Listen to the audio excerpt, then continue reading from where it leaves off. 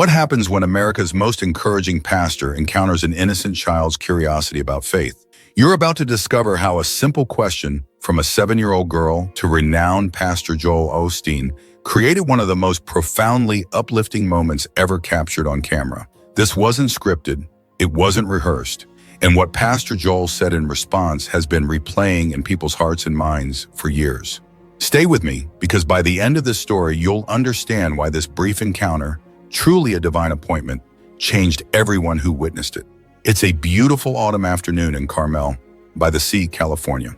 Pastor Joel Osteen, the 62-year-old minister known for his messages of hope and inspiration, is taking one of his regular walks through the quaint village streets. He's dressed comfortably yet smartly, perhaps in a crisp polo shirt, tailored trousers, and comfortable walking shoes. Despite his global recognition, Pastor Joel has always been known for his approachable demeanor and genuine warmth towards everyone he meets. On this particular day, he's walking past the Carmel Mission Basilica, the historic Spanish colonial mission founded in 1771. The golden hour sunlight is casting long shadows across the courtyard, and a small crowd is gathered. Not necessarily because they recognize a beloved pastor, but because a local family was taking photographs after their daughter's first communion class. Among the families present is 7-year-old Sarah Martinez, a bright-eyed girl with pigtails and a white dress from her communion preparation. Her grandmother, Maria, notices a tall, distinguished man walking by and whispers to Sarah, "Mija, do you know who that is?" That's Pastor Joel Osteen, the wonderful speaker we listen to on TV. Sarah, with a fearless curiosity and pure heart that only children possess, breaks away from her family and approaches Pastor Joel.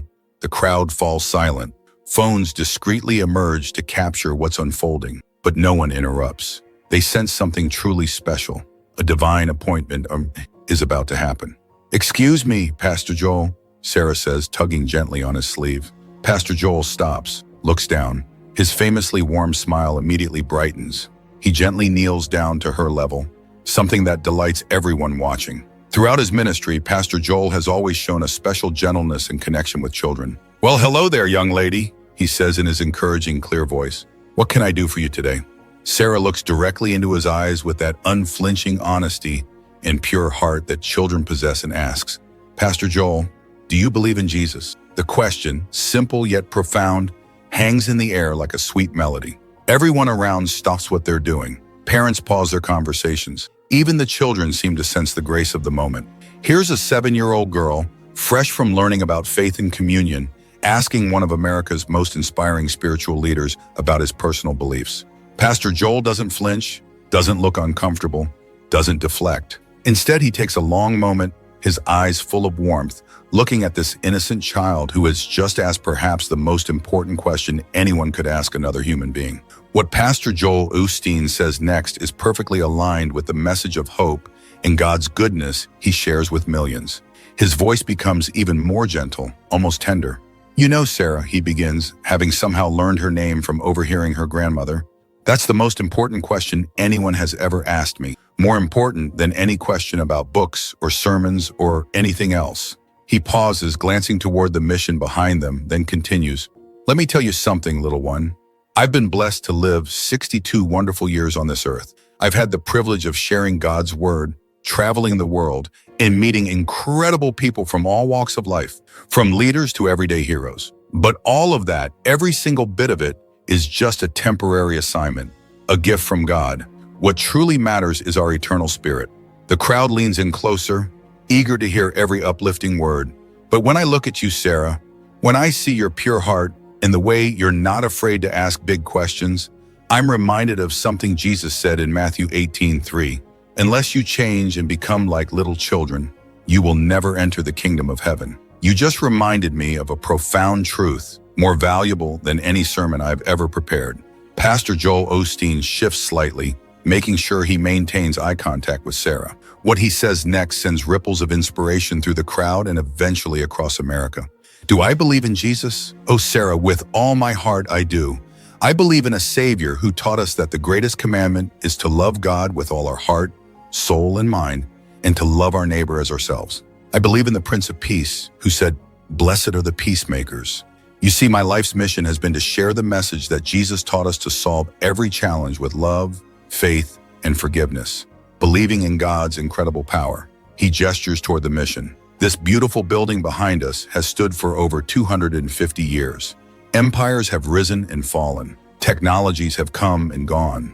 But the message that Jesus taught us about love, about treating others with kindness and respect, about reaching out to the poor and the lonely, that message is as fresh and powerful today as it was 2,000 years ago. It's truly a timeless truth. Sarah listens intently, her young mind absorbing every word of hope. But here's what I want you to understand, Sarah. Pastor Joel Osteen continues. Faith isn't about having all the answers. Faith is about trusting God. It's about speaking life. And yes, it's about asking the right questions, just like you did today. It's about treating people with kindness and compassion, even when they seem different from you. It's about standing up for what's good and right, even when it's challenging. And it's about remembering that every person you meet, whether they're rich or poor, famous or unknown, is loved by God with an everlasting love, just as much as you are. You are a masterpiece. By now, word has spread to the small town that something extraordinary, a moment of divine inspiration, it is happening. More people have gathered, but they maintain a respectful distance, recognizing the sacred nature of this conversation. Pastor Joel Osteen's voice takes on an even more thoughtful and encouraging tone. You know, Sarah, in my ministry, I've spoken a lot about God's justice and living a life of integrity, about right and wrong. But the longer I live, the more I realize that the most important battles aren't fought with anger or criticism. They're fought in our hearts with compassion, with understanding, with grace, and with forgiveness. That's where true victory lies. He looks around at the crowd that is gathered. See all these wonderful people here. Each one of them has a unique story, has triumphs, has dreams, and sometimes challenges. Jesus taught us to see each person as our brother or sister, created in God's image. That's not always easy, I know, especially in today's world where it seems like there's so much division and negativity, but we are called to rise above that. Sarah nods solemnly, though it's clear she's processing these profound, hope-filled concepts. I've been blessed to live through a lot of history, little one. I've seen many changes in our society. I've seen people at their lowest and at their highest, experiencing God's restoration. And through it all, the unchanging teachings of Jesus about love, about mercy, about second chance, about God's amazing grace, those teachings are like a bright beacon of hope in every storm of life. What Pastor Joel Osteen shares next reveals a deeply personal reflection, heartfelt and sincere. I'll tell you something, Sarah. Sometimes when I'm alone, I think about all the messages I've shared, all the stories of faith I've heard and witnessed. Many of us, in our human nature, can be tempted to hold grudges or dwell on what others have done wrong. But Jesus taught us something completely different. He taught us to forgive, to pray for those who challenge us, to bless those who try to curse us. He pauses, his hands gently fold together. That's not weakness, Sarah. That's the hardest thing in the world to do. It takes more courage, more inner strength to forgive than it does to retaliate. It takes more faith to show mercy than to hold on to bitterness. And every time I see someone choose love over hate, forgiveness over resentment, I know there's someone who truly understands the powerful, life-changing message Jesus was talking about. Sarah's grandmother, Maria, has tears in her eyes. She later tells reporters that she's never heard anyone explain faith so simply, yet so profoundly. Pastor Joel Osteen's words begin to address not just Sarah, but the growing crowd and by extension, the nation itself. You ask me if I believe in Jesus. Sarah, let me ask you and everyone here a question, a challenge, if you will. Do we believe in Jesus enough to actually live out his teachings in our daily lives? Do we love our neighbors truly even when they have different opinions or political views? Do we lend a helping hand to the poor even when it's not easy or convenient? Do we extend forgiveness to people even when they have hurt us deeply? His voice grows stronger, carrying the encouraging authority of a spiritual leader who has witnessed decades of God's faithfulness. See, it's easy to say we believe, but the real challenge, the real opportunity is to live like we believe. Jesus didn't just talk about love, he embodied it. He didn't just preach about serving others, he washed his disciples' feet, demonstrating true humility. He didn't just teach about forgiveness, he forgave the very people who crucified him. The crowd is completely silent now, hanging on every powerful word. This country, Sarah, was founded on principles of faith and freedom. Not perfectly, of course. We've made mistakes, We've fallen short. But the beautiful dream was always to be a nation where people could live out their faith, where they could treat each other with dignity, respect, and boundless love. Pastor Joel Osteen's message begins to take on a deeply spiritual, unifying quality, addressing the divisions that have challenged America's social fabric. But somewhere along the way, it seems we started forgetting that we are all God's children, created for connection. We started seeing our differences as threats instead of unique gifts from God. We started believing that being right was more important than being loving and gracious. That's not what Jesus taught, Sarah.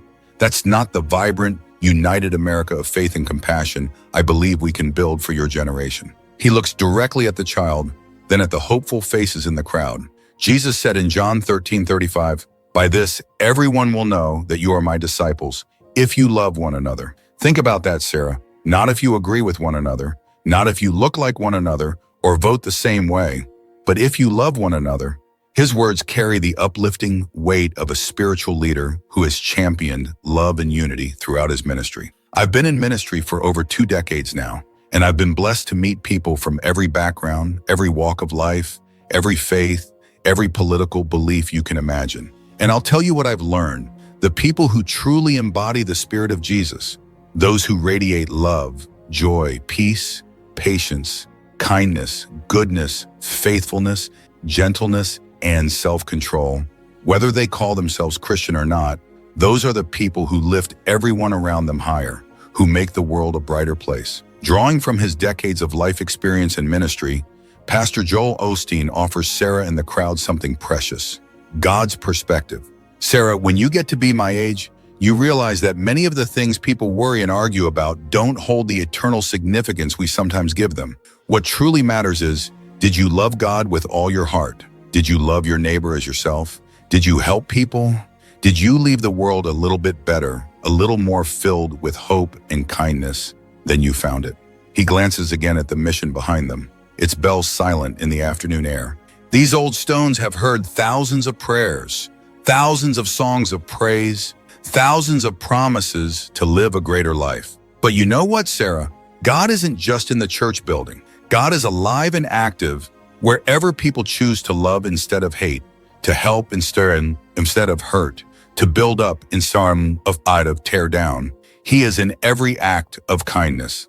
His voice becomes almost whisper quiet, filled with conviction, forcing everyone to lean in.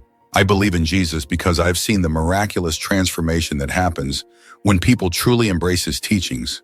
I've seen ordinary people, just like you and me, do extraordinary things because they believe that God's love is stronger than any hatred, that his hope is stronger than any despair, that his forgiveness is stronger than any hurt or bitterness. As their conversation begins to wind down, Pastor Joel Osteen shares what may be his most important message, not just to Sarah, but to the generation she represents, full of hope and potential. Sarah, you're growing up in a dynamic, sometimes complicated world. There's a lot of noise, a lot of negativity, a lot of voices trying to tell you who to be afraid of or who to blame for problems. But I want you to remember something so vital. Jesus said, "Be not afraid." He said that because he knew that fear tries to limit us, tries to make us pull back from God's best for our lives, and sometimes even causes us to react negatively to others. The crowd is completely motionless, captivated by the power and grace of the moment. Don't let anyone convince you that following Jesus means being afraid or suspicious of people who are different from you. Don't let anyone tell you that faith means judgment or hatred. No, Sarah. Jesus embraced everyone. He ate with tax collectors and sinners. He welcomed children with open arms. He healed people regardless of their background or status. He loved people that society had labeled as unlovable. That's the heart of God. Pastor Joel Osteen's voice gained strength again, full of passion and conviction. That's the Jesus I believe in, Sarah. The one who sees the incredible potential and the very best in people, even when they can't see it themselves. The one who offers second chances and third chances, and as many chances as it takes because his mercy never fails.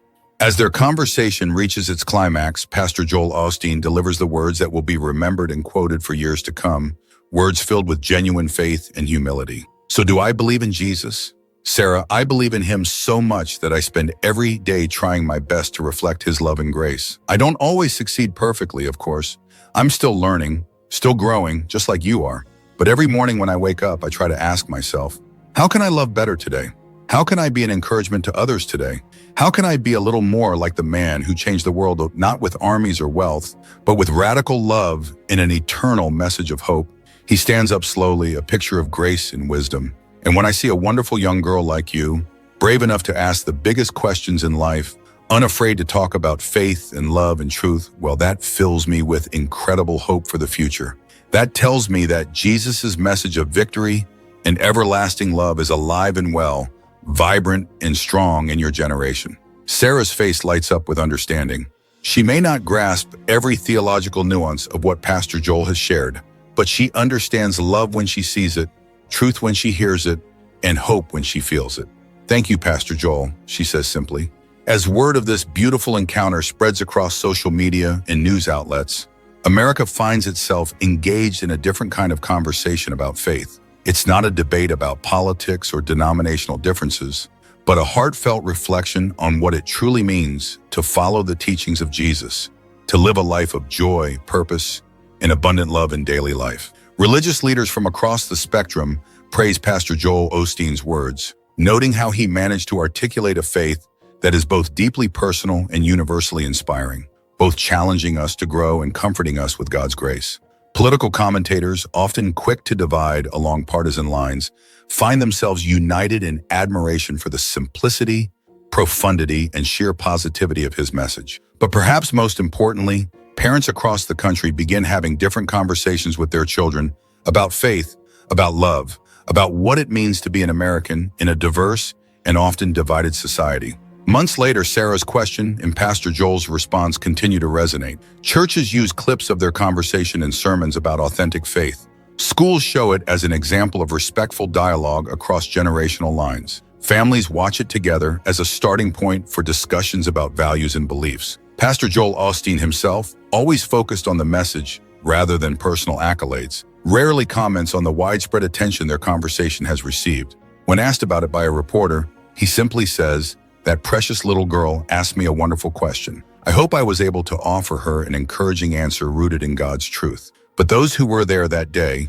the parents taking communion photos, the tourists who happened to be passing by, the locals who recognized a historic moment of grace as it unfolded, they all carried a memory of witnessing something extraordinary. They saw a beloved pastor reveal his deepest beliefs, not through a grand sermon, but through an honest, heartfelt conversation with a child. In a world often filled with noise and controversy, where faith can sometimes be misunderstood or misrepresented, the conversation between a pastor dedicated to hope and an innocent child reminds us of something we may have forgotten, a beautiful truth. It shows us that the most profound truths, God's truths, are often the simplest ones, that the most powerful messages come not just from large stages, but from genuine, heart-to-heart conversations between human beings, infused with love. Pastor Joel Osteen, a man who has built his ministry on sharing God's love and boundless possibilities, revealed himself that day as someone who deeply understands that the greatest victory of all is the daily choice to love rather than hate,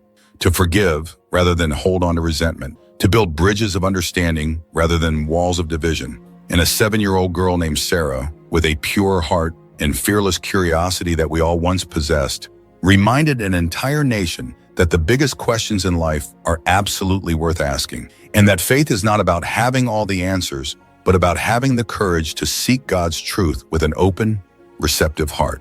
Their conversation lasted less than 15 minutes, but its impact will be measured not in minutes or hours, but in the transformed hearts and open minds of everyone who heard it and allowed God's message to sink in. In a time when America desperately needs healing, when communities are sometimes divided by anger and mistrust, perhaps the path forward, God's path, was shown to us that day through the eyes of a child and the wisdom of a pastor who has lived long enough to know what truly matters in God's grand plan. As Pastor Joel Osteen walked away that afternoon, Sarah ran back to her grandmother, who asked what the inspiring pastor had said to her. Sarah thought for a moment, then smiled with a clarity and joy that only children possess. He said, "Jesus teaches us to love everybody, abuela, even the people we don't like." And in those simple, powerful words spoken by a 7-year-old who dared ask the most important question of all, America heard an echo of the message that has been transforming hearts for 2,000 years. That God's love is stronger than hate, that His hope is stronger than fear, and that faith is not about having all the answers, but about asking the right questions with a heart ready to be changed and filled with God's truth. That is why Pastor Joel Osteen's reply left America inspired and reflective. Not because it was complicated or controversial, but because it was so simple, so true, and so desperately needed in a world hungry for authentic faith, lived out with joy and purpose in daily life. His words reminded us all what it truly means to follow Jesus, not just on Sundays, not just when it's convenient, but every single day, with every choice, in every interaction with our fellow human beings. The conversation ended, but the uplifting message continues to echo. Faith is not about being right. Faith is about being loving, full of grace, and living your abundant life.